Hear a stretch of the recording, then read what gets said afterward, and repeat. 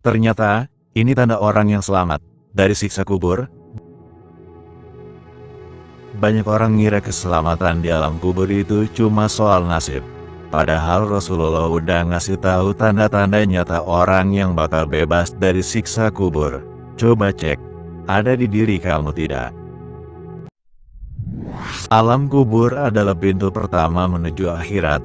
Dalam ajaran Islam, setiap manusia akan mengalami fase pertanyaan malaikat munkar dan nakir serta nikmat atau siksa kubur. Namun, terdapat golongan orang tertentu yang mendapatkan keistimewaan berupa perlindungan dan tanda-tanda keselamatan dari azab kubur berdasarkan dalil Al-Quran dan hadis sahih. Tanda dan golongan orang yang selamat dari siksa kubur. 1.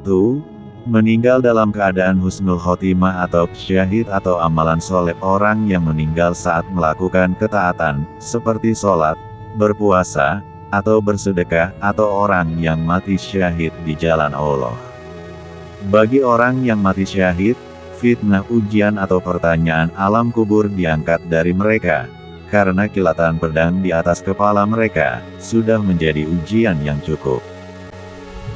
2. Meninggal pada hari atau malam Jumat. Rasulullah bersabda bahwa muslim yang wafat pada hari Jumat atau malam Jumat, akan dipelihara oleh Allah dari fitnah kubur.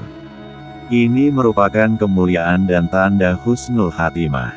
Tidaklah seorang muslim meninggal dunia pada hari Jumat atau malam Jumat, melainkan Allah akan melindunginya dari fitnah kubur. Hadis riwayat Tirmidzi. 3.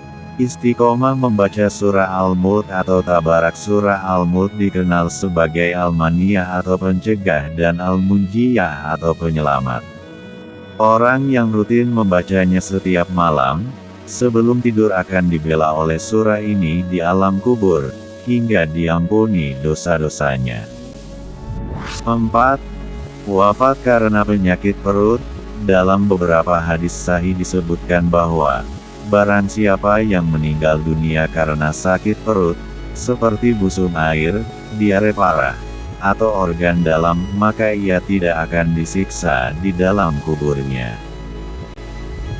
5. Amalan sholat, sedekah, dan puasa menjadi benteng di kubur. Dalam hadis riwayat Ibnu Hibban, dijelaskan bahwa ketika azab kubur datang dari arah kepala, sholatnya membela. Ketika azab datang dari kanan, puasanya membela. Ketika datang dari kiri, zakat dan sedekahnya membela. Dan ketika dari arah kaki, kebaikan serta silaturahminya membela. Maka persiapkanlah diri kita dari sekarang, karena ternyata ini tanda orang yang selamat dari siksa kubur.